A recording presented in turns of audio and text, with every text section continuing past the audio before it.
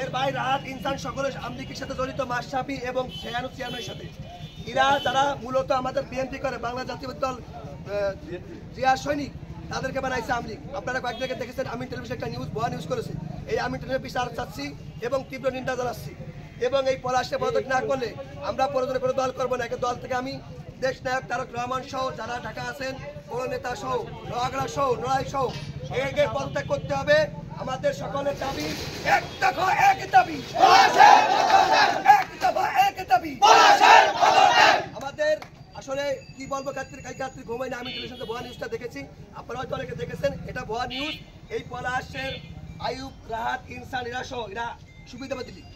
এখন যে বিএনপি ধরেন ছাত্রদের আন্দোলনের মাধ্যমে দেশটা স্বাধীন হয়েছে, এরা এখন চাচ্ছে মানুষের বিভিন্ন গাছ বিভিন্ন জায়গায় লুটফুট করতে। আপনারা দেখতে পাচ্ছেন এই যে মা বোনটাকে চলে আসছে, এই যে পলাশের বাড়ি আশপাশের লোকজন এবং আরো মুরব্বী দেখছেন, এই যে ডিগ্রি স্তর থেকে সব জায়গায় ইউনিয়নের লোকজন আছে।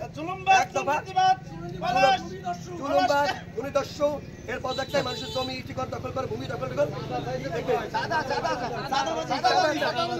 এবং এই পলাশের চাচা এই রাতকে কয়েকদিন আগে যখন এই ছাত্র আন্দোলনে তার আগে বলছিলাম কি সম্মেলনে যাইতে হবে, সে বলে দেন আমি যুবলীগ, আমাকে ডাকবা না। খালি সে কাম করেন, এখন বিএনপি হয়।